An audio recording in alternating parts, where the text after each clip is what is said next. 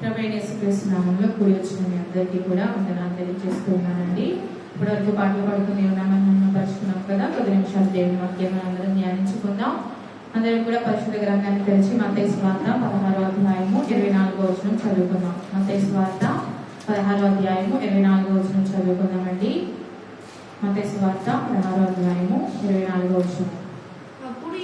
అప్పుడు యేసు తన శిష్యులను చూచి, ఎవడైనను నన్ను వెంబడింపగోరిన యెడల తను తాను అపేక్షించుకుని తన సిలువను ఎత్తుకొని నన్ను వెంబడింపవలెను. చిన్న ప్రార్థన చేసుకున్నామండి. స్తోత్రం దేవా, స్తోత్రములు తండ్రి, మహాపరిశుద్ధుడైన మా కన్న తండ్రి, నీకు వందనాలు, స్తుతులు, స్తోత్రాలు చెల్లిస్తున్నాం ప్రభా. ఈ సాయంకాల సమయంలో చదవబడిన వాక్య భాగాన్ని బట్టి నీకు వందనాలు. ఈ వాక్యంతో నాతో మాతో అందరితో మీరు మాట్లాడుతున్నందుకు వందనాలు చెల్లిస్తున్నాం ప్రభా. అయ్యా, బలహీనురాలైనండి జ్ఞాపకం చేసుకుని ఆత్మశక్తితో నిలబెట్టుకోండి ప్రభా.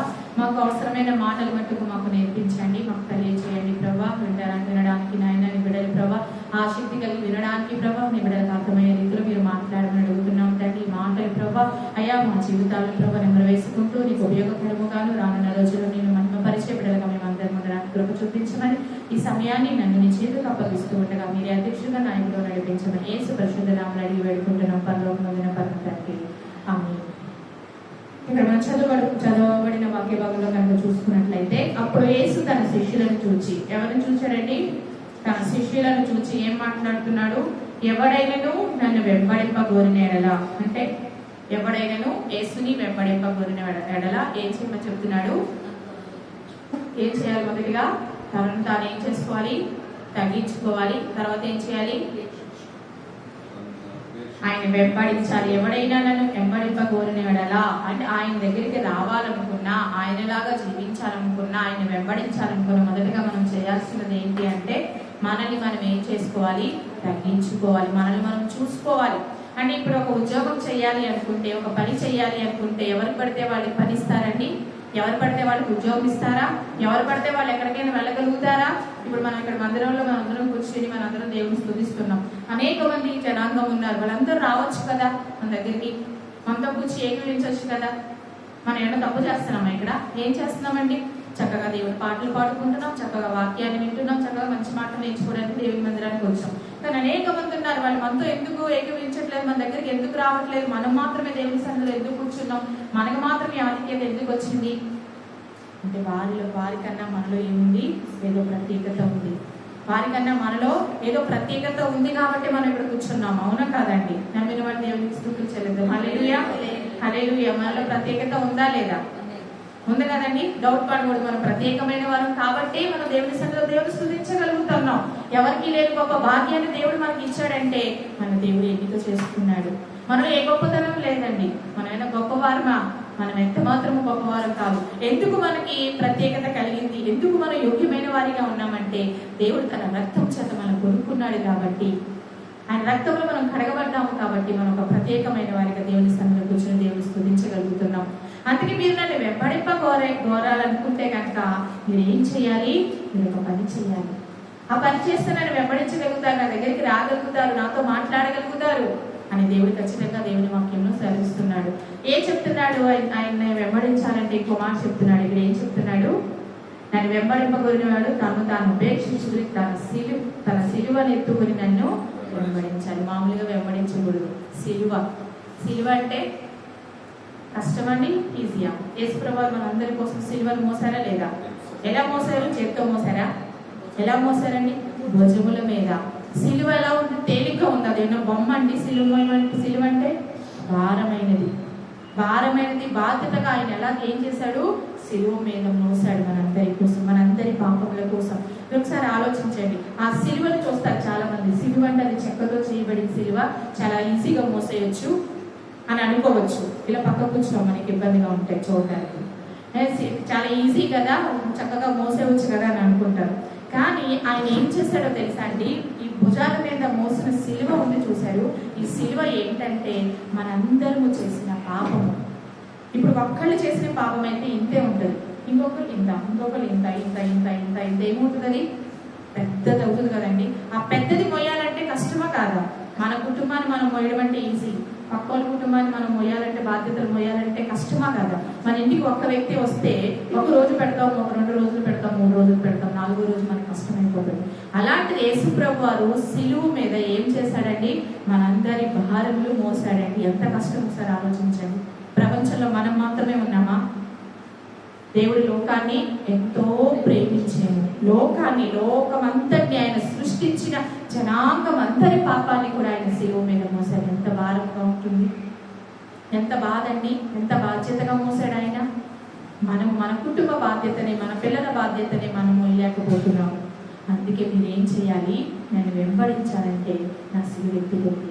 అంటే వాళ్ళేటోరండి, మీరు ఇప్పుడు యేసుప్రభు వారి లోకంలో ఉన్నవారు అందరి భారాలు వేసుకుని మోసారు, ఇప్పుడు మేము కూడా అందరి భారాలు మోయాలా? కాదు. ఏం చెప్పాడండి? నన్ను వెంబడించేవారు. ఎవరిని వెంబడించేవారు? యేసుప్రభుని ఎవరైతే వెంబడిస్తారో వాళ్ళు ఏం చేయాలి? ఆయన సిలువను ఎత్తుకోవాలి. అంటే ఆయనలాగా మారిపోవాలి, ఆయనతో కలిసి ఉండాలి, ఆయన ఆలోచనలు కలిగి ఉండాలి, ఆయన ప్రేమను కలిగి ఉండాలి, ఆయన మాటలే మనం మాట్లాడాలి, ఆయన వెళ్ళిన మార్గాలు మనం వెళ్ళాలి. అప్పుడు మనం ఆయన సిలువ ఎత్తుకుని మనం ఏం చేస్తాం? ఆయన వెంబడించగలుగుతాం. ఆయన వెళ్ళిన మార్గాలు ఏంటి? సంతోషకరమైన మార్గాల్లో వెళ్ళాడు ఆయన, ఆనందకరమైన మార్గాల్లో వెళ్ళాడా? శ్రమలో నడిచాడు, ఇబ్బందుల కొలుములో వెళ్ళాడు, సాతాను చేత శోధింపబడ్డాడు, అనేక రకాల శ్రమలు ఆయన ప్రయాణం చేశాడండి. దాని కూడా మనం వెళ్ళాలని దేవుడు కోరుకుంటున్నాడు. మనము దేవుని వెంబడించాలంటే కనుక మనం ఏం చేయాలనే విషయాన్ని ఈరోజు మనం ధ్యానించుకుందాం. యేసుని మనం వెంబడించాలంటే మొదటిగా మనం ఏం చేయాలంటే ఆయన సిలువను ఎత్తుకుని ఆయన్ని వెంబడించాలి. మొదటి ఏం చేయాలి? ఆయన సిలువను ఎత్తుకుని వెంబడించాలి. ఆయన సిలువ తేలిక కాదండి. తేలిక బరువండి?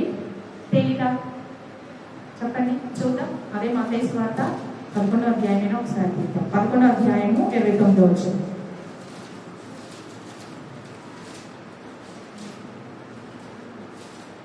నేను సాత్వికుడను, దీన మనసు గలవాడును గనుక మీ మీద నా కాడి ఎత్తుకొని నా యొద్ద నేర్చుకునుడి, అప్పుడు మీ ప్రాణములకు విశ్రాంతి దొరుకును. ఏలయనగా నా కాడి సులువుగాను నా భారము తేలికగాను ఉన్నది. హల్లెలూయా. ఇక్కడ సిలువ భారమా తేలిక? ఇప్పుడు చెప్పండి. తేలికని దేవుడు చెప్పాడా లేదా? ఆయన సిలువ తేలిక. నేను ఇందా చెప్పాను, చాలా ఈజీ అండి. సిలువ మోయడం పెద్ద కష్టం కాదు. సిలువ మోయడం ఈజీయే. కానీ దేవుడు ఏ సిలువ మోసాడు? లోక పాపములను మోయుచున్న దేవుని యొక్క గొర్రె పిల్ల అని చెప్తాడు. లోక పాపములన్నింటినీ కూడా సిలువ భారం ఆయన మోసాడు, సిలువ మీద మోసాడు. లోక పాపములన్నీ, ఒక్కరి పాపము కాదు, అందరి పాపములు ఆయన మోసాడు. మనమేం చేయాలో తెలుసా? యేసుని వెంబడించాలి. అంటే ఆయన కాడి చాలా సులువైంది, తేలికైంది. మనం ఆయన దగ్గర నేర్చుకుంటే ఆయన మనకి నేర్పిస్తాడు. ఎప్పుడు నేర్పిస్తాడు? మనం ఆయన వెంబడించినప్పుడు, ఆయన దగ్గరికి వెళ్ళినప్పుడు, ఆయనతో మాట్లాడినప్పుడు. ఆయన మనతో మాట్లాడి మనకి ఏం చేస్తాడు?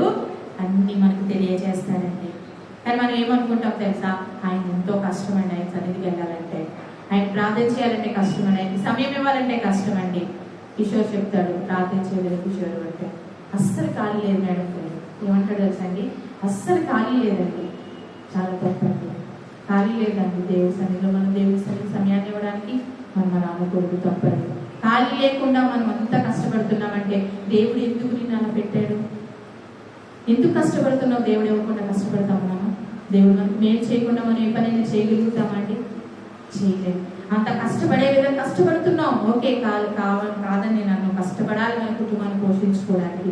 దేవుడు అంత మంచి పని నీకు ఇచ్చాడే, అంత యోగ్యకరంగా నువ్వు వాడబడుతున్నావే. దేవుడికి కృతజ్ఞతలు చెల్లించడానికి, దేవుని సన్నిధిలో ప్రార్థించడానికి సమయం లేకపోతే, దేవుడు కూడా నాకు సమయం లేదు అంటే మనం ఏమైపోతాం? దేవుడికి ఇచ్చే సమయం మనం ఇవ్వాలి. ఎప్పుడైనా గుర్తుపెట్టుకోవాలి, మనం ఎంతటి వారమండి? ఏ పార్టీ వారము? ఆవిరి ఎలా ఉంటుందంటే, ఆవిరి తెలుసా? అన్నం ఉడికేటప్పుడు ఆవిరి ఎలా ఉంటుంది? ఆవిరి అంతమాట ఉంటుందా? ఎలా అంటే ఏమవుతుంది? పోతుంది. మన జీవితం కూడా అంతే. గట్టి పువ్వు ఎలాంటిదండి? అప్పుడే వాడిపోతుంది. మన జీవితం కూడా అలాంటి. ఎప్పుడు వాడిపోతామో తెలియదు. ఇప్పుడు ఎలా కూర్చున్నాం, అలా బయటకు వెళ్ళేసరికి మనం ఉంటామో లేదో తెలియదు. నీటి బుడగ లాంటి జీవితం మన జీవితం. దేవుడి సన్నిధిలో నాకు సమయం లేదండి, నాకు సమయం కుదరట్లేదండి, మర్చిపోతున్నానండి. అలాంటివి మన డిక్షనరీలో ఉండకూడదండి, మన లైఫ్లో ఉండకూడదు. దేవుని మర్చిపోయిన క్షణం మనలో ఉండకూడదు. రాసి పెట్టుకోండి. ఎప్పుడైనా దేవుని మనిషికి ఒక్క నిమిషం కూడా మనం బ్రతకలేము. ఎన్ని పనులున్నా, ఎన్ని కష్టాలున్నా, ఎన్ని ఇబ్బందులున్నా అవన్నీ బిజీగా ఎవరు పెడతారో తెలుసా? బిజీగా మనం దేవుని సన్నిధికి రాకుండా చేయడానికి ఇంతకుముందు మీకు చెప్పారు. ఎవరు పెడతారు ఇవన్నీ? ఎవరి ఆలోచనలు? ఎవరి ఆలోచనలు? అపవాది యొక్క ఆలోచనలు. అపవాది స్వాధీనంలో ఉన్నవారు మాత్రమే ఇలా చేస్తారండి. దేవుని స్వాధీనంలో ఉన్నవారు ఇలాంటి పనులు చేయరు. ఇంకా ఇంకా ఇంకా వెళ్ళే కొద్దీ ఇంకా ఇంకా దేవుడితో సహవాసం చేయాలి, ఇంకా దేవుని వెంబడించాలి అని ఆశపడుతూ ఉంటాం. నా కాడి చాలా సులువైంది కాబట్టి నా దగ్గరికి వచ్చి నేర్చుకోండి, మొయ్యండి. ఎందుకు చెప్తున్నాడంటే ఆయన మోసాడండి. సకల పాపంలోనే ఆయన మోసాడు. మనం కష్టపడకుండా ఏది మనకు విజయం దొరకదు. అందుకే నా కాడి ఏం చేయాలి? మొయ్యండి. ఆయన బయట వాళ్ళ పనులు చేయమని చెప్పట్లా. ఆయన కాడి పోయడం అంటే ఆయన సన్నిధికి రావాలి. అదే కష్టం. అర్థమైందా నీకు? ఇప్పుడు నీకు అర్థమైందా? నువ్వు ఆయన కాడి మోయట్లేదు. ఆయన కాడి మోయడం అంటే ఏంటో తెలుసా? ఆయన దగ్గరికి రావడమే. ఆయన దగ్గరికి రావట్లేదు అంటే ఏం లేదు మన దగ్గర? ఆయన వెంబడించాలని ఆలోచన లేదు. అదే కష్టం. నీకు అదే కష్టంగా ఉంది కదా, అదే కష్టం. అర్థమైందా అండి? కాడంటే ఏంటో? కాడంటే ఏంటో తెలుసా? మనం దేవుడికి సమయాన్ని ఇవ్వకపోవడం అదే. అందుకే నా ఇద్దరు రండి, నా కాడి మోయండి, నా సిలువను మోయండి అని చెప్తున్నాడు దేవుడు. అదే మనం మోయలేకపోతున్నాం. అందుకే నన్ను ఆయన వెంబడించలేకపోతున్నాం. మనల్ని మనం అపేక్షించుకోలేకపోతున్నాం. మనల్ని మనం తగ్గించుకోలేకపోతున్నాం.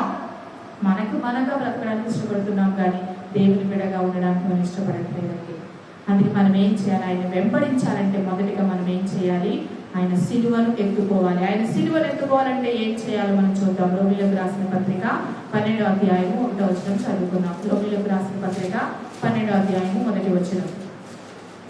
కాబట్టి సహోదరులారా, పరిశుద్ధమును దేవునికి అనుకూలమునైన సజీవ యాగముగా మీ శరీరములను ఆయనకు సమర్పించుకొనుడని దేవుని వాత్సల్యమును బట్టి మిమ్మల్ని బ్రతిమాలు కొనుచున్నాను. ఇంటి సేవ మీకు యుక్తమైనది. హల్లెలూయా. ఇక్కడ అపోస్తలుడైన పౌలు గారు బ్రతిమాలుకుంటున్నారని, వేడుకుంటున్నారు. ఏమని? ఆయన కాడి ఎత్తుకోవాలంటే, ఆయన సిలువ ఎత్తుకోవాలంటే ఏం చేయాలి? మీ శరీరములను ఆయనకు సజీవ యాగముగా సమర్పించుకోవాలి. అంటే దేవుని సన్నిధికి రావాలి, దేవుని సన్నిధిలో మీరు కూర్చోవాలి. లేకపోతే కనుక మనం ఆయన సిలువను ఎత్తుకోలేమండి. ఈనాడు అనేక మంది సేవకులే కానీ, విశ్వాసులే కానీ ఏమనుకుంటున్నారో తెలుసా అండి? దేవునికి బలి అర్పిస్తే, కానుకలిస్తే నా బాధ్యత తీరిపోతుంది. ఏం చేయాలి? దేవునికి బలి అర్పిస్తాను, కానుకలు ఇస్తాను, దశభాగాలు ఇస్తాను, నాకున్న వాటిలో ప్రథమ ఫలాన్ని, ప్రతిష్టార్పణం, స్వేచ్ఛార్పణలు అన్ని దేవునికి ఇచ్చేస్తాను, దేవుడు నన్ను అంగీకరిస్తాడు అనుకుంటున్నారండి. మనం ఇవ్వాల్సింది ఏంటంటే మన శరీరాన్ని సజీవ యాగముగా మనము సమర్పించుకోవాలి. మనం ఆయనకి ఇవ్వాల్సిన కానుక ఏంటంటే, నా జీవితం ఒక కానుక తీసుకో. ఎప్పుడైనా ఇచ్చామంటే దేవుడికి, ఇదిగో దేవా నా జీవితం. ఒక పాట ఉంటుంది, ఇదిగో దేవా నా జీవితము ఆపాద మస్తకము నీకే అంకితం. ఎప్పుడైనా ఇదిగో ప్రభా నేనున్నాను, నాలో ఏమీ లేదు ప్రభా, తీసుకో, ఈ జీవితం నీదే. బ్రతికి ఉంటే నేను స్తుతిస్తాను ప్రభా, చనిపోతే ఈ రాజ్యంలో ఉంటాను. ఒక నిరీక్షణ మనం కలిగి ఉండాలండి. మనల్ని మనము దేవుడికి సమర్పించుకోవాలి. అదే సిలువను ఎత్తుకోవడం అంటే. ఆయన వెంబడించడం అంటే అదే. మన ఇష్టాన్ని మనం నెరవేర్చుకోవడం కాదు, ఆయన ఇష్టాన్ని మనం నెరవేర్చే వాడిగా ఉంటేనే ఆయన సిలువను మనం ఎత్తుకోగలుగుతాం.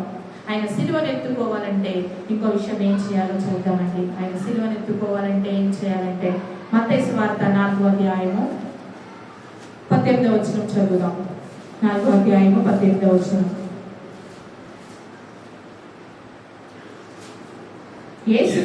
యేసు గలిలయ సముద్ర తీరమున నడుచుచుండగా పేతురు అనబడిన సీమోను, అతని సహోదరుడైన ఆంద్రేయ అని ఇద్దరు సహోదరులు సముద్రములో వలవేయుట చూచెను. వారు జాలరు. ఆయన నా వెంబడి రండి, నేను మిమ్మును మనుషులను పట్టు జారులుగా చేతునని వారితో చెప్పాను. వెంటనే వారు తమ వలని విడిచిపెట్టి ఆయనను వెంబడించారు. చాలండి. హల్లెలూయా. ఇక్కడ ఏం చేస్తున్నారండి? వాళ్ళ మానాన్ని వాళ్ళు ఏం చేసుకున్నారు? చక్కగా పని చేసుకుంటున్నారు. ఏ పని చేసుకుంటున్నారు వాళ్ళు? చక్కగా చేపలు పట్టుకుంటూ ఉంటే అక్కడికి ఎవరే లేరు? యేసుప్రభు వారే లేవంటున్నారు. మీరు అక్కడ మీ వలలన్నీ విడిచిపెట్టేసి వచ్చి నన్ను వెంబడించండి అని చెప్తే వాళ్ళు ఏం చేశారండి? అయ్యో మేము రామయ్యా, మీరెవరో నాకు తెలియదు, మీరు చెప్తే మేము వింటామా అని అన్నారండి. ఏమన్నారండి? అక్కడ యేసు ప్రభు చెప్తున్నాడు, మీరు మీ వలలు అక్కడ విడిచిపెట్టేసి వస్తే కనుక మిమ్మల్ని ఏం చేస్తానని చెప్పాడండి. మొదటిగా ఆయన చాలా విషయాల్లో, చాలా సందర్భాల్లో మనం చూసినట్లయితే ఆయన ఎవరిని పిలిచినా, ఎవరి దగ్గరికి వెళ్ళినా ఆయన చేసే కార్యాలు ముందు చెప్తాడు.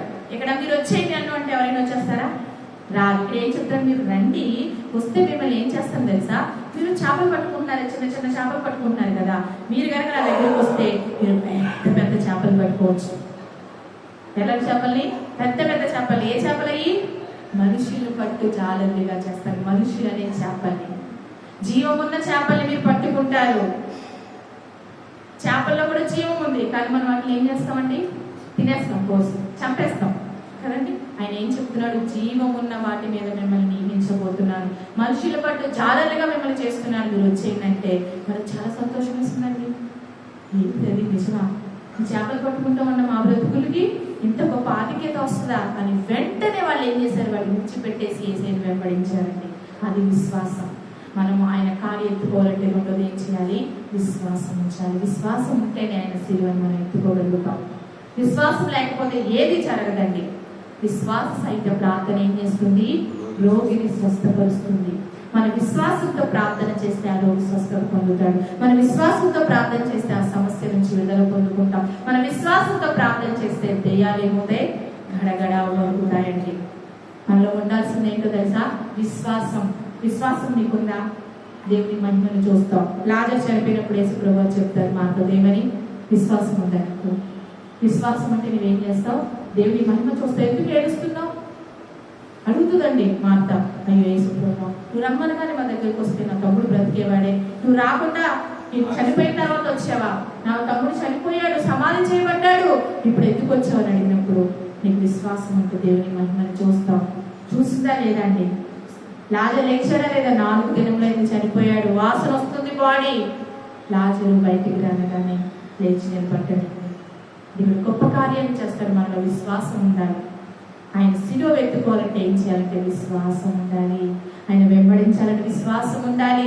ఇక్కడ వీళ్ళు పనులు వీళ్ళు చేసుకుంటే యేసు ప్రభు నన్ను వెంబడించండి అనగానే వాళ్ళు విడిచిపెట్టి యేసు ప్రభు వెంబడించారండి. వారు మాట్లాడలేదండి. యేసు ప్రభు వెళ్ళే మార్గాలు, యేసుతో నడిచారు, యేసుతో కష్టాలు అనుభవించారు, సుఖాలు అనుభవించారు, సంతోషాన్ని అనుభవించారు, బాధను అనుభవించారు. ఆయన సన్నిధికి వచ్చినప్పుడు మనం కూడా అన్ని అనుభవించాలి సమపాలలో. మనమైతే ఏం చేస్తాం? సంతోషం వచ్చినప్పుడు దేవుని స్తుతిస్తాం, బాధ వచ్చినప్పుడు ఇంట్లో కూర్చుంటాం. ఏం చేస్తామండి?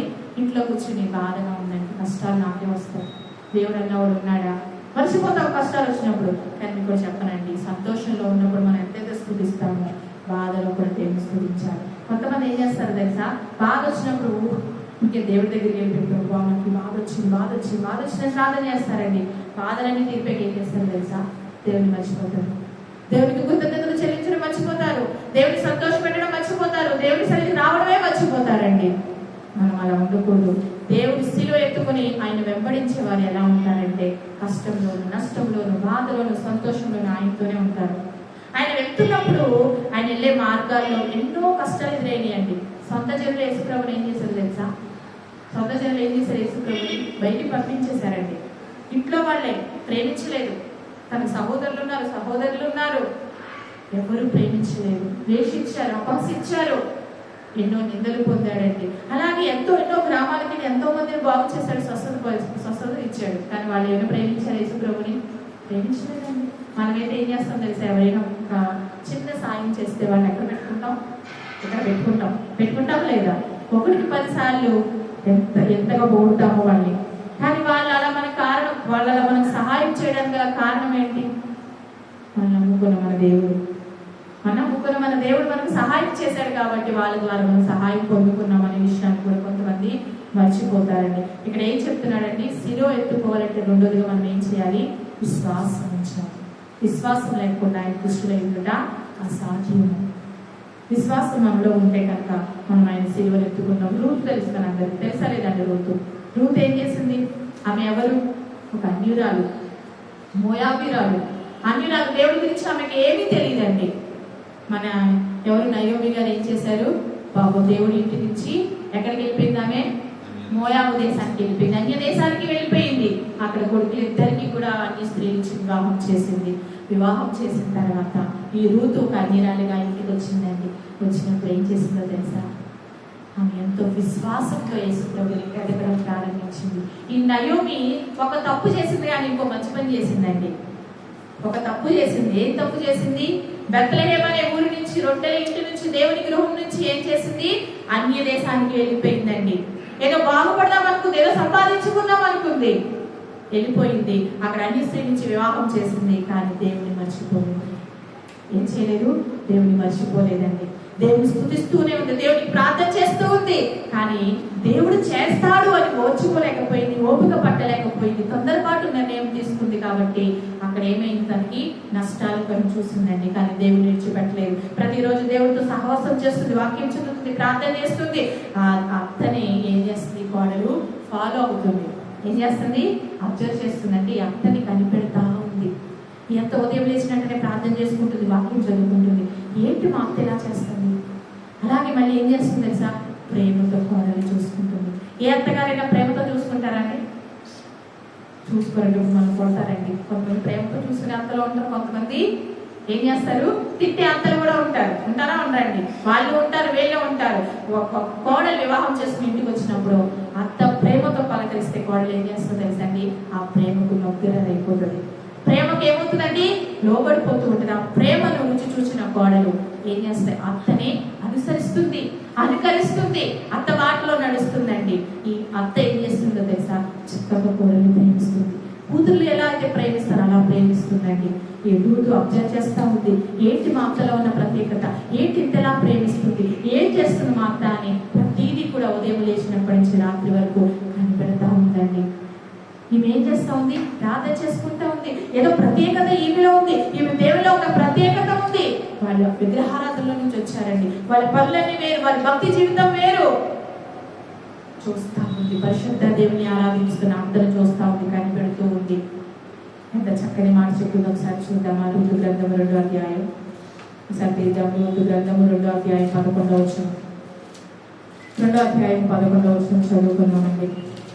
నీవు నీ తల్లిదండ్రులను, నీ జన్మభూమిని విడిచి ఇంతకు ముందు నీవు ఎరుగని జన్మనొద్దకు వచ్చింది. యెహోవా నీవు చేసిన దానికి ప్రతిఫలమిచ్చును. ఇశ్రాయేలు దేవుడైన యెహోవా రెక్కల క్రింద సురక్షితంగా ఉండునట్లు నీవు వచ్చింది. ఆయన నీకు సంపూర్ణమైన బహుమానము నీకు ఇచ్చినని ఉత్తరం ఇచ్చాను. ఇక్కడ ఏమైందంటే రూతుకి అత్తగారిని చూస్తా ఉంది. అత్తగారు దేవుడిని తెలుసుకుంది. అత్తగారిలో ఉన్న ప్రత్యేకత రుచి చూసింది. కానీ రూతు ఏం చేసిందంటే తన భర్తను పోగొట్టుకుందండి. నయోమి 2 కుమారులను పోగొట్టుకుంది, భర్తను కూడా పోగొట్టుకుని గుర్తు తెచ్చుకుని నయోమి ఏం చేసిందంటే మళ్ళీ ఏ ఊరి నుంచి అయితే వచ్చిందో ఆ ఊరికి వెళ్ళడానికి ప్రయాణం అవుతున్న సందర్భంలో తన కోడలిద్దరినీ పిలిచి, అమ్మ మీ ఇంటికి వెళ్ళిపోండి. ఎక్కడికి వెళ్ళిపోండి? మీ తల్లిదండ్రులు ఇంటికి వెళ్ళిపోయింది. ఎందుకంటే నా 2 కుమారులు చనిపోయారు, నేను మా ఊరు వెళ్ళిపోతున్నాను. మీరిద్దరు చక్కగా మీ తల్లిదండ్రుల ఇంటికి వెళ్ళిపోయి చక్కగా పెళ్లి చేసుకుని సంతోషంగా ఉండండి అని వెళ్ళిపోమని పంపిస్తూ ఉంటే రూతు ఏం చేస్తుందంటే నేను వెళ్ళనంతా. ఏమన్నాండి? నేను వెళ్ళను. వారు తన తోడుకోడలు అత్తగారిని గుర్తు పెట్టుకుని వెళ్ళిపోతుందండి. రూతు అంటుంది, నేను వెళ్ళనంతా, నీతోనే ఉంటాను. నాతో ఉంటే ఏం చేస్తావమ్మా? నాకు భర్త పోయాడు, నీకు భర్త పోయాడు, నీకు జీవితం ఎంతో ఉంది. నేను ముసలిదాన్ని అయిపోయాను, వెళ్ళి చక్కగా పెళ్లి చేసుకుని సంతోషంగా ఉండు. నేను వెళ్ళనంతా, నీతోనే ఉంటాను. చనిపోయిన చోటే చనిపోతా. నువ్వు ఎక్కడ పాతి పెడితే నన్ను అక్కడే పాతి పెట్టు. నువ్వు తిన్న దగ్గర నేను తింటాను, నీతో ఉంటాను, నీతో కలిసే ఉంటాను. నేను వెళ్ళనంటే వెళ్ళను. ఎందుకు వెళ్ళనండి? ఎందుకు వెళ్ళనండి? అత్తగారు ఎంత చక్కగా కోడని చూసింది. ఇంకా అంతకుమించి ఏం చేసిందండి? ఎందుకు వెళ్ళని చెప్పింది? ఈమె దేవుడిలో ఉన్న ప్రత్యేకత ఏంటో తెలుసుకోవాలనుకుంది రూతు. అత్త దేవుడి యొక్క ప్రత్యేకత తెలుసుకోవాలనుకుంది. అత్త ఆరాధిస్తున్న దేవుడి గొప్పతనాన్ని తెలుసుకోవాలనుకుంది. ఆయన ప్రేమను తెలుసుకోవాలనుకుంది. మరి ముఖ్యంగా ఆయన నేను ఆరాధించాలి అనుకుంది. విశ్వాసంతో ఎదగడం ప్రారంభించిందండి. ఇక్కడ అత్త చెప్తుందండి, చెప్తున్నా కానీ వినట్లేదు. ఇక్కడ ఏం చెప్తున్నాడు? ఇక్కడ మనం చదువుకున్న వచనంలో 2వ అధ్యాయము 11వ వచనంలో నీ జన్మభూమిని విడిచి ఇంతకు ముందు నీవు ఎరుగని జన్మల యొద్దకు వచ్చింది. యెహోవా నీవు చేసిన దానికి ప్రతిఫలమిచ్చిన. హల్లెలూయా. ఎక్కడికి వచ్చిందండి? తను ఎరగని జన్మ దగ్గరికి వచ్చింది. ఎందుకు వస్తుందండి? ఎందుకు వస్తుంది చెప్పండి? మీరు వెళ్ళిపోతారు. ఇప్పుడు ఎక్కడికి వెళ్ళమంటే అక్కడికి మీరు వెళ్తారా? వెళ్ళరు. ఎందుకు వెళ్తారు? ఎందుకు వెళ్ళరు? మీరు ఎందుకు వెళ్ళరు? మీకు ఇష్టం లేదు కాబట్టి.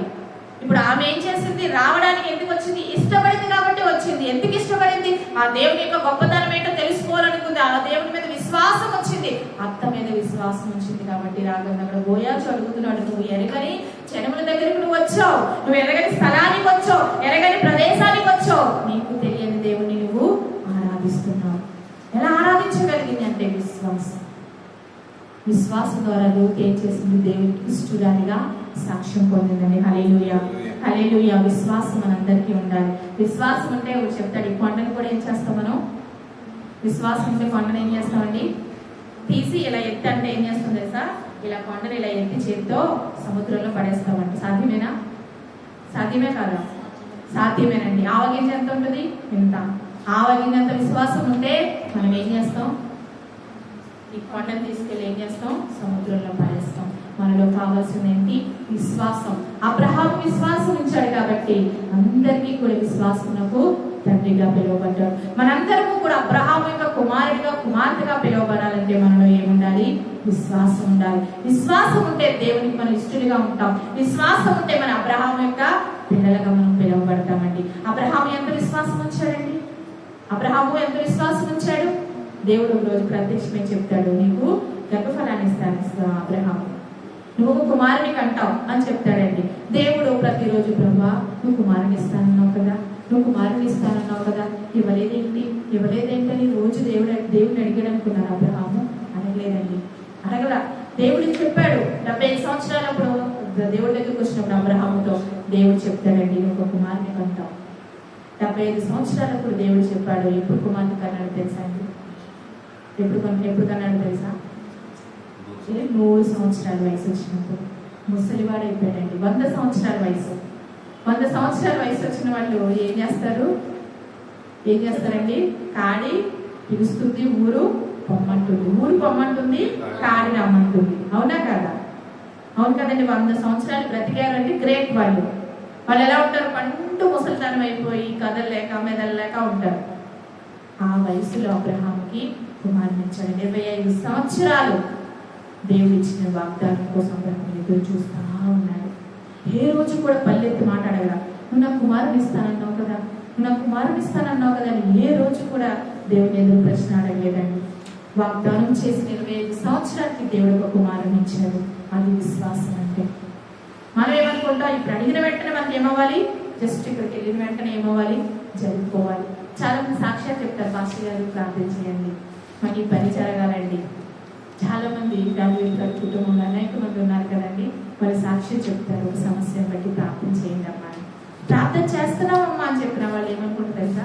వెంటనే జరుగుకోవాలి అంటే, జరగలేదు అంటే వీళ్ళు మాకు ప్రార్థన చేయలేదు, జరగకపోతే ఏమవ్వలేదంట, వీళ్ళు మనకు ప్రార్థన చేయలేదు, జరిగితే మీరు ప్రార్థన చేశారు కదండి అందుకే జరిగింది, జరగకపోతే వీళ్ళు ప్రార్థన చేయలేదు. జరుగుతాయండి అలాంటి వాళ్ళ కార్యాలు జరగవు. విశ్వాసం ఉంచితే దేవుడు తప్పనిసరిగా కార్యాలు చేస్తాడు. దేవుని మహిమను మనం చూడగలుగుతాం. దేవుడి శిలువను ఎత్తుకుని ఆయన వెంబడించాలి అంటే మనలో ఉండాల్సింది ఏంటి? అతి ప్రాముఖ్యమైనది విశ్వాసం.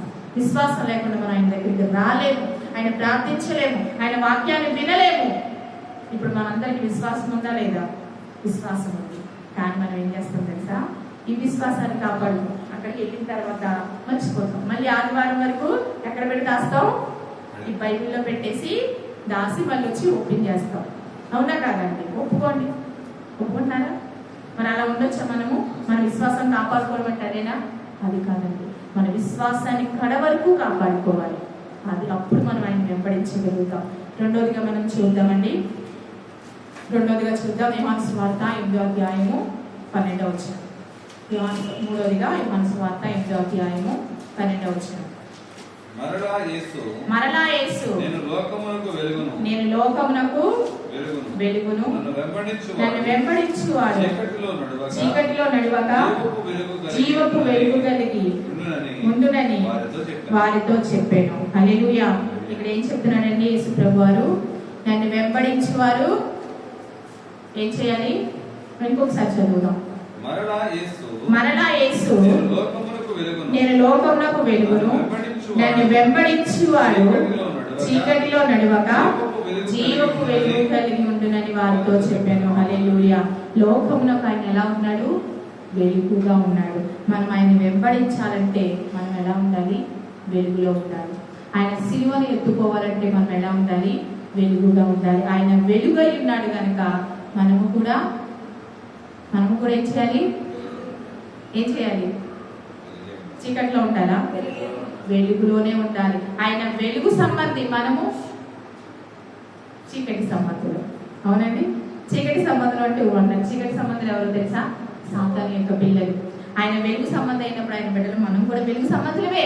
మనం చీకట్లో ఉండకూడదు. అదే చెప్తున్నాడు, మీరు చీకట్లో ఉంటే నన్ను వెంబడించలేరు, నా దగ్గరికి రాలేరు, నా సిలువను ఎత్తుకోలేరు, నా దగ్గర మీరు నేర్చుకోలేరు. కాబట్టి మీరు ఎలా ఉండాలి? వెలుగు సంబంధుల వలె ఉండాలి. మనం ఆయన దగ్గరికి రావాలంటే వెలుగును మనం ప్రేమించాలి. నాడు అనేక మంది చీకటిని ప్రేమిస్తున్నారండి. వెలుగులోనే ఉంటున్నారు కానీ వాళ్ళు చేసే క్రియలు ఎలా ఉంటున్నాయి? చీకటి క్రియలు. ఈనాడు అనేక మంది సెల్ ఫోన్ వల్ల ఏమైపోతున్నారండి?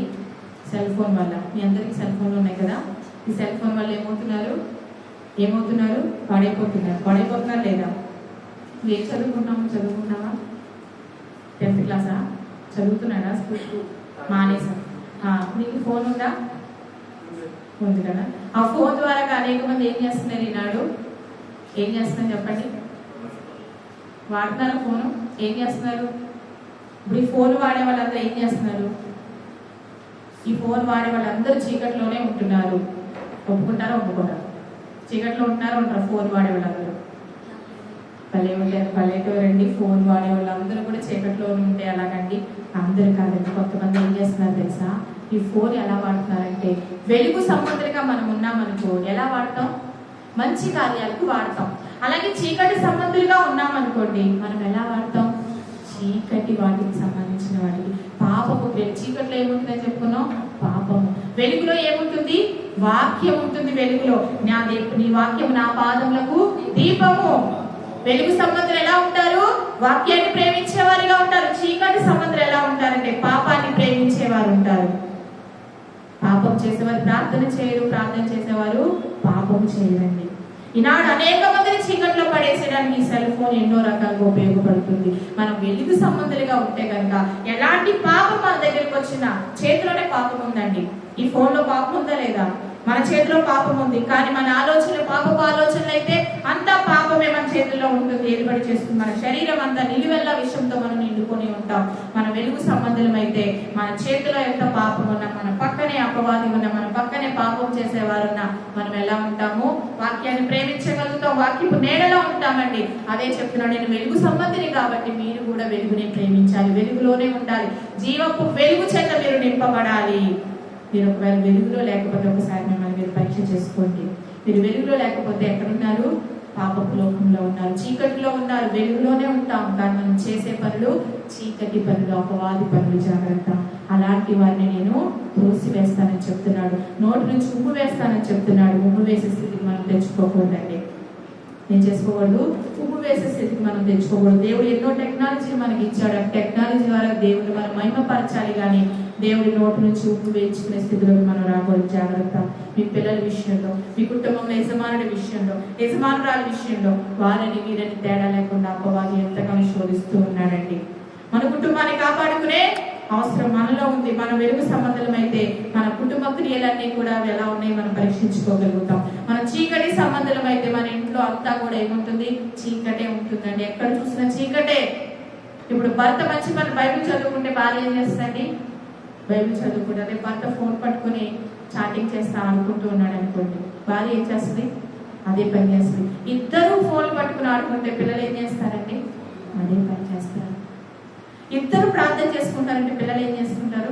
చక్కగా ప్రార్థన చేసుకుంటారు. వెలుగు సంబంధం అలా ఉండాలి. దేవుడు అలా ఉండాలని కోరుకుంటున్నాడు. ఆయన సిలువ ఎత్తుకోవడం అంటే మీ కుటుంబం అంతా ఏం చేయాలి? వెలుగులో ఉండాలి. వెలుగుని ప్రేమించాలి, చీకటి ప్రేమించదు. చీకటి అంటే భయం అండి. మీ అందరు భయమా కాదా? భయమా కాదా? భయం అన్న వాళ్ళు చేస్తాను. చీకటి అంటే భయం అన్నవాళ్ళు. చీకటి అంటే భయమా కాదా? భయమే. భయం కాదా? ఒక సండే స్కూల్ పాట ఉంటుంది. ఏంటి గీతగా?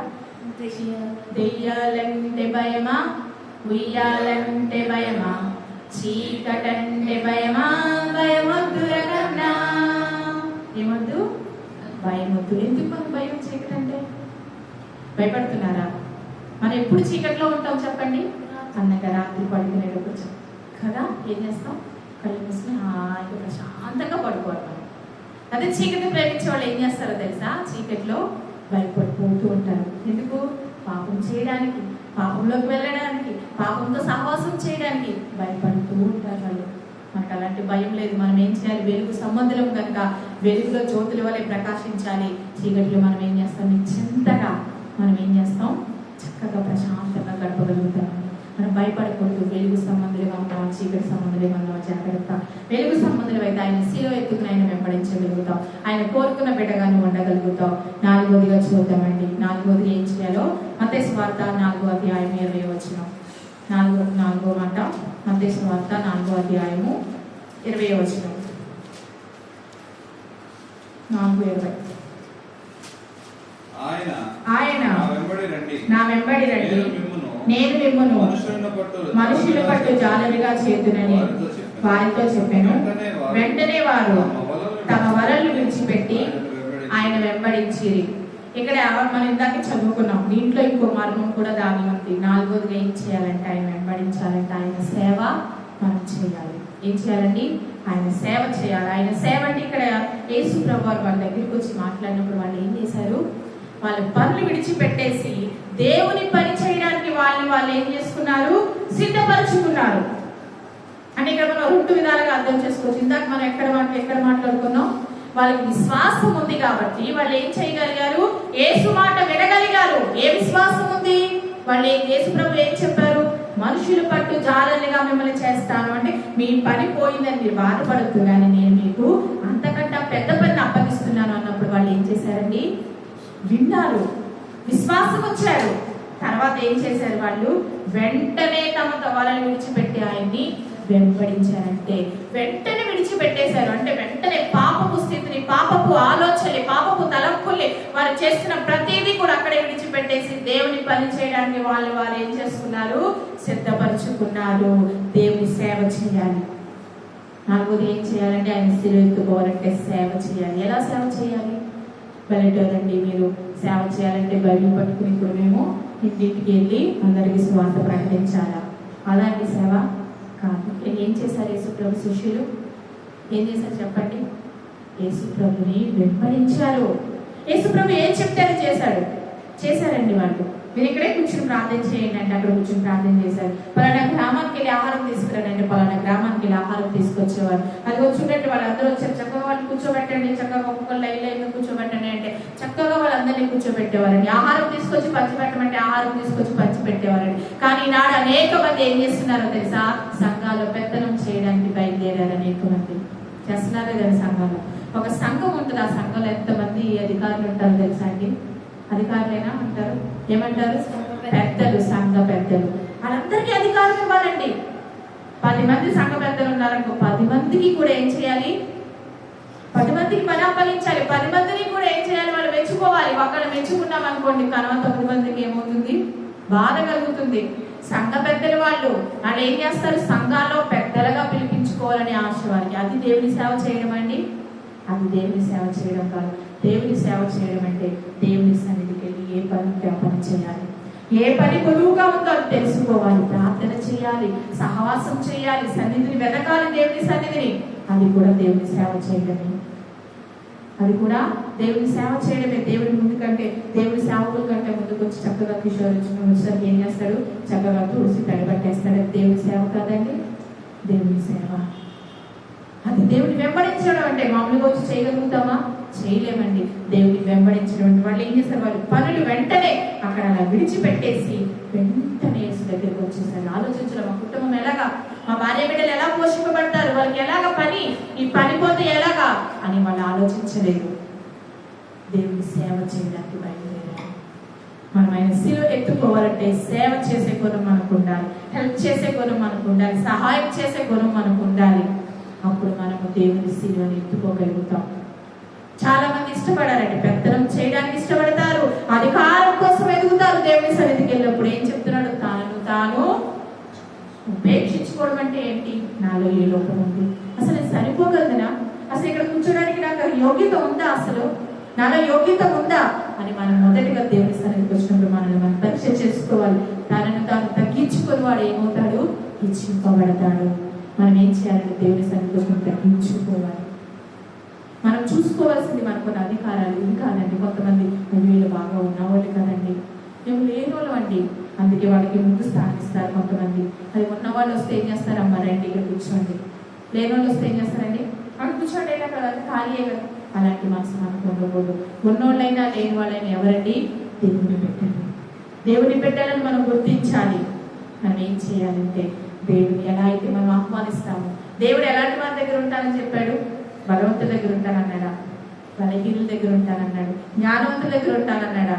కాదండి, బలహీనుల దగ్గర ఉంటానని చెప్పాడు. బలవంతులు దేవుడు సిగ్గుపరచడానికి వెర్రి వారిని దేవుడు ఏర్పరచుకున్నాడండి. జ్ఞానుని సిగ్గుపరచడానికి ఎర్రి వారిని దేవుడు ఏర్పరచుకున్నాడు. మనం మనుషులు మనం లెక్క చేయకపోవచ్చు, గుర్తించకపోవచ్చు, కానీ దేవుడు మనల్ని గుర్తిస్తాడు. కానీ మనం ఏం చేయాలి? దేవుని సేవ చేయాలి. అంటే ఆయన సిలువ ఎత్తుకోవాలి, ఆయన దగ్గర మనం నేర్చుకోవాలి. ఆ స్వభావం కనుక మనకు ఉంటే, మనం తగ్గించుకోగలిగితే ఆయన సిలువను మనం ఎత్తుకోగలుగుతాం. అలాగే రోమిలకు రాసిన పత్రిక 1:1 కూడా చదువుకుందామండి. రోమిలకు రాసిన పత్రిక 1:1.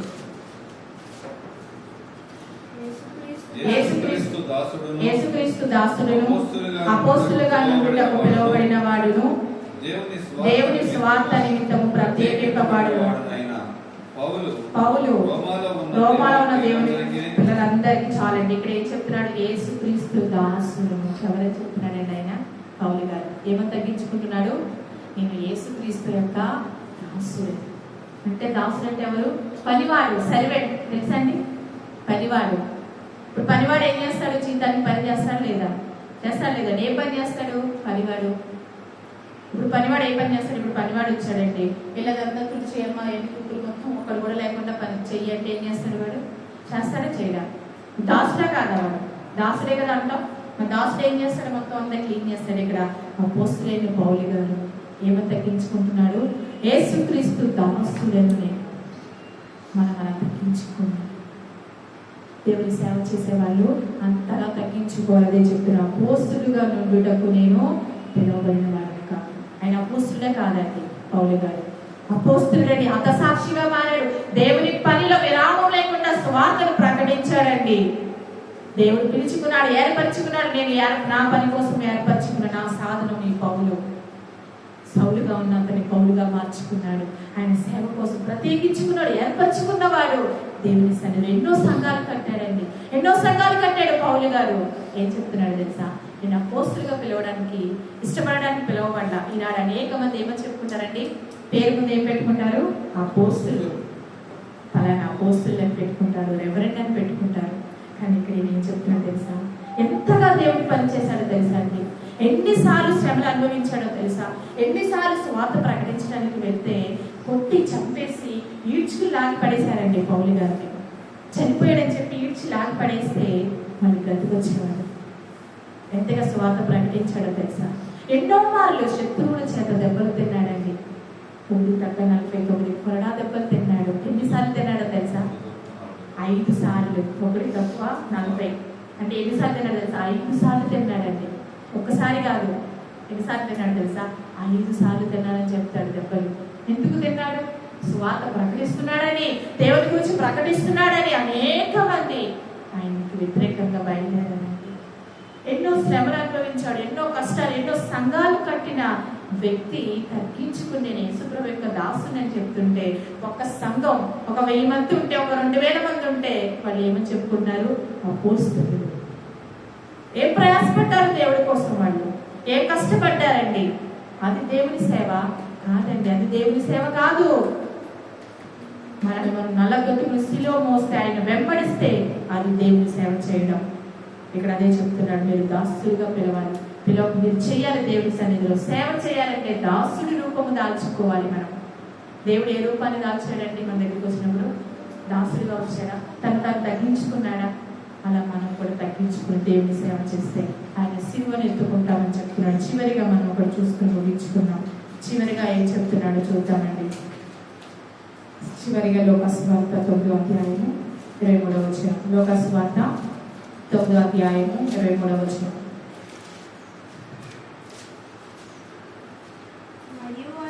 మరియు ఆయన అందరితో ఇట్లా నేను ఎవడైనాను నన్ను వెంబడింపగోరిన యెడల తను తాను ఉపేక్షించుకుని ప్రతి దినము తన సిలువను ఎత్తుకుని నన్ను వెంబడింపవలెను. హల్లెలూయా. ఇక్కడ ఏం చెప్తున్నాడండి? ఏం చేయాలి? చివరిగా మనల్ని మనం ఉపేక్షించుకోవాలి. మనం ఏం చేయాలి? ఉపేక్షించుకోవాలి. మనల్ని మనం తగ్గించుకుంటే మనం ఏం చేస్తాం? ఆయన వెంబడించగలుగుతాం. మనం తగ్గించుకోకుండా ఇప్పుడు మనం అన్ని చూసుకున్నాం కదా. మొదటిది ఏం చూసుకున్నాం? ఆయన సిలువని మనం మోసేవారిగా ఉండాలి. రెండోదిగా విశ్వాసం ఉండాలి. మూడోదిగా చెప్పాలి. మూడోదిగా ఏంటి? మూడోదిగా ఏం చేయాలి? ఆయన వెంబడించాలంటే ఆయన సిలువని ఎత్తుకోవాలి, విశ్వాసంతో ఉండాలి. మూడోదిగా ఆయన వెంబడించాలి కాదు. మూడోదిగా వెలుగులో ఉండాలి. Very good. నాలుగోదిగా సేవ చేయాలి. ఐదోదిగా మనల్ని మనం తగ్గించుకోవాలి. అప్పుడే మనం ఆయన సిలువను మోయగలుగుతాం. ఆయన సిలువ ఎలా ఉంటున్నప్పుడు తేలికగా ఉంటుంది. మనం అప్పుడు ఆయన సిలువ ఎత్తుకుని మోయగలుగుతాం. ఆయనతో ఆయన ఉంటాడు. ఎన్ని కష్టాలు వచ్చినా శ్రమలు వచ్చినా మళ్ళీ ఆయన విడిచిపెట్టాడు. చివరిగా మత్తయి సువార్త 9:9 చదువుదామండి. 9వ అధ్యాయం 9వ వచనం. మత్తయి సువార్త 9:9 అధ్యాయం 9వ వచనం. యేసు అక్కడ నుండి వెళ్ళొచ్చు సుంకపు మెట్టు వద్ద కూర్చుని ఉన్న మత్తయ్య అనే ఒక మనిషిని చూచి నన్ను వెంబడించమని అతనితో చెప్పగా అతడు లేచి ఆయనను వెంబడించాను. హల్లెలూయా. హల్లెలూయా. ఇక్కడ ఏం చేస్తున్నాడండి? యేసు ప్రభు వారు మత్తయ్య అనే శిష్యుడి దగ్గరికి వెళ్ళి ఆ మనిషిని చూసి ఏమంటున్నాడు? నువ్వు నన్ను వెంబడిస్తావా? ఈరోజు మనందరినీ పిలిచి మన దగ్గరికి వచ్చి దేవుడు మనల్ని అడుగుతున్నాడు, మీరు నన్ను వెంబడిస్తారా? నా దగ్గరికి వస్తారా? ఆయన 2 చేతులు చాపి అడుగుతున్నాడండి, మీరు నన్ను వెంబడిస్తారా? ఈసారి మీరు చెప్పండి. మీ చేతి గుండెలో చేసుకుని నేను వెంబడిస్తానయ్యా చెప్పగలుగుతారా? అంటే ఏం చేశాడు? నన్ను వెంబడిస్తావా అంటే వెంటనే ఆయన వెంబడించాడు. ఆయన దగ్గరికి వెళ్ళిపోయాడు. అది సిలువనెత్తుకోవడం అంటే. సిలువనెత్తుకోవడం అంటే అదండి ఆయన వెంబడించడం అంటే. మనం ఎక్కడున్నా ఏం చేస్తున్నా ఆయనకు మనం దగ్గరగా ఉండాలి, సమీపముగా ఉండాలి. మనం ఏ పనిలో ఉన్నా దేవుని పని అనగా ఏం చేయాలి? ఆ పని అక్కడ పెట్టి దేవుని పని చేయాలి. అది మనం దేవుని వెంబడించడం అంటే. మన పనులన్నీ చేసుకునే ఉదయం చేసినప్పటి నుంచి మన పనులన్నీ చేసేసుకుని రాత్రి పడుకునేటప్పుడు దేవుడి దగ్గరికి వెళ్ళి దేవాన్ని పొందనాలి. ఈ రోజు అంతా కాచి కాపాడు ప్రభావ, నాకు తోడుగా ఉన్న ప్రయాణంలో సహాయం చేస్తున్న పనిలో తోడుగా ఉన్న ప్రభు రాత్రి కోసం మంచి నిద్ర దయచేసి మంచిగా ఉదయకాలంలో ఎవరైనా సహాయం చేసి నా నడుచుకున్నాం తండ్రి అది ఏం చేస్తారు? నిద్రపోతారు. అదానికి దేవుని వెంబడించడం అంటే అది కానే కాదు. దేవుని వెంబడించడం అంటే మొదట దేవుడికి ప్రార్థన చేయి, తర్వాత నీ పనులు నువ్వు చేసుకో. అప్పుడు దేవుని విషయాన్ని చూడగలుగుతావు.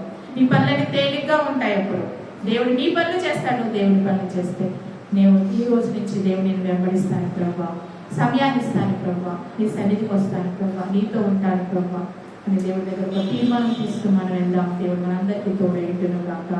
ఆమె చిన్న ప్రార్థన చేసుకున్నాం. ప్రతి ఒక్కరితో మూసుకొని ప్రార్థన చేసుకున్నామైన మాటలు బట్టి దేవుడు మీతో ఏం మాట్లాడాడో ప్రతి ఒక్కరం కూడా 9 నిమిషాలు దేవా నీకు నాతో మాట్లాడడానికి వందనాలయ్యా. నీ సిలువ ఎత్తుకుని ప్రభా, నీ కారు మోసే ధన్యతలు మాకు ఇచ్చావు ప్రభా, నిన్ను వెంబడించే భాగ్యాన్ని మాకు ఇచ్చావు ప్రభా. మాతో మాట్లాడని సాయంకాల సమయం అందుకు బట్టి నీకు వందనాలు చెల్లిస్తున్నాం ప్రభా. ఇదిగో తండ్రి ప్రభా, నిన్ను వెంబడించాలంటే ప్రభా అయ్యా ఇదిగో తండ్రి నీ సిలువను ఎత్తుకోవాలి ప్రభా. నీ సిలువను ఎత్తుకుని ప్రభా నిన్ను వెంబడించమంటున్నావు కనుక ప్రభా భారవంతమైన నీ సిలువను ఎత్తుకునే బిడ్డగా నన్ను చేయండి ప్రభా.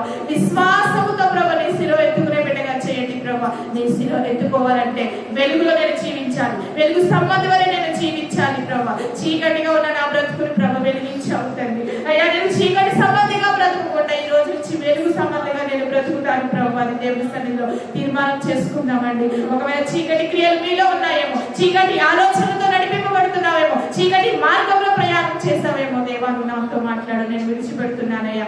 ఈ రోజు నుంచి వెలుగు సంబంధిగా నేను జీవిస్తాను ప్రభా అని ప్రతి ఒక్కరు ఒక తీర్మానం చేసుకుందాం. ఆయన సిలువ ఎత్తుకోవాలంటే ఆయన సేవ చేసే వారిగా మనం ఉండాలండి. ఆయన సన్నిధిలో మనం ఒక దాసుడిగా మనం తగ్గించుకునే వారిగా ఉండాలి. ఆయన సన్నిధికి వచ్చిన మనము చివరిగా మనం ఉపేక్షించుకొని ఆయన వెంబడించే వారిగా ఉండాలి. ఆయనకి మొదటి ప్రాధాన్యత ఇచ్చే వారిగా ఉండాలి. మన పనుల భారం ఆయన మీద, సమస్త భారం మోసుకున్న సమస్త జనులారా నా యొద్దకు రండి. ఆయన పిలుస్తూ ఉన్నాడు. మన భారములు ఆయన చేతికి అప్పగిద్దాం, మన సమస్యలు ఆయనకు అప్పగిద్దాం. ఆయన సిలువ, ఆయన కాడిని మోసే ధన్యతను దేవుడు మనకి ఇచ్చాడు. ఆయన సిలువ తేలికైనా చెప్తున్నాడు కనుక ఆయన సన్నిధిలో ఉన్న మనందరము వెంబడించే మనసు నాకు దయచే ప్రభా. ఈ రోజు నుంచి నేను వెంబడిస్తాను ప్రభా. ఇంటి భాగ్యాన్ని ధైర్యాన్ని నాకు ఇచ్చినందుకు నీకు వందనాలు చెల్లిస్తామని ప్రతి ఒక్కరు ప్రార్థన చేద్దాం. మహాపరిశుద్ధులైన మా దేవానికి వందనాలు చెల్లిస్తూ ఉండగా మీరు మాతో మాట్లాడిన విధానాన్ని బట్టి నీకు వందనాలు చెల్లిస్తూ ఉన్నాం ప్రభా. ఈ సమయంలో ప్రభా అయ్యా నీ శిలువ ఎత్తుకుని ప్రభు నిన్ను వెంబడించే బిడ్డగా నన్ను చేయండి ప్రభా. అయ్యా నేను ప్రతి దినము నీతో సహవాసం చేసే బిడ్డగా నేను ఉండడానికి సహాయం చేయండి ప్రభా. అయ్యా ప్రతి ఒక్కరు ప్రభు విన్న వాక్యాన్ని ప్రభా అయ్యా అర్థం చేసుకుంటూ ప్రతి దినం నీ వాక్యానుసారంగా జీవించడానికి సహాయం చేయండి. నీ వాక్యాన్ని మర్చిపోకుండా, నీ వాక్యాన్ని విడిచిపెట్టకుండా, నీ వాక్యాన్ని ప్రతి దినం నెమరు వేసుకుంటూ నీ వాక్యానుసారమైన జీవితం జీవించే భాగ్యాన్ని మాకు అందరికి దయచేసి అయ్యా తండ్రి నాయన నీ సన్నిధిలో ఉన్న వాక్యము ప్రభా అపవాది ఎత్తికెళ్లకుండా అయ్యా మేము ప్రతి దినము కూడా నీకు వెంబడించే బిడ్డలుగా మమ్మల్ని అందరినీ సిద్ధపరిచి నీ నామ మహిమాత్మే మేము మిగిలి ఉండి జీవించి ఉండి నీ సన్నిధికి నీ పరలోక రాజ్యంలో భాగస్వాములు అయ్యే వరకు కూడా నేను వెంబడించే ధన్యతలోకి మమ్మల్ని అందరినీ నడిపించి మహిమ ఘనత ప్రభావం మీరే పొందుకోమని యేసు పరిశుద్ధ నామములో అడిగి వేడుకుంటున్నాం పరలోకమందున్న పరమ తండ్రి. ఆమేన్ ఆమేన్ ఆమేన్. అందరికీ వందనాలండి.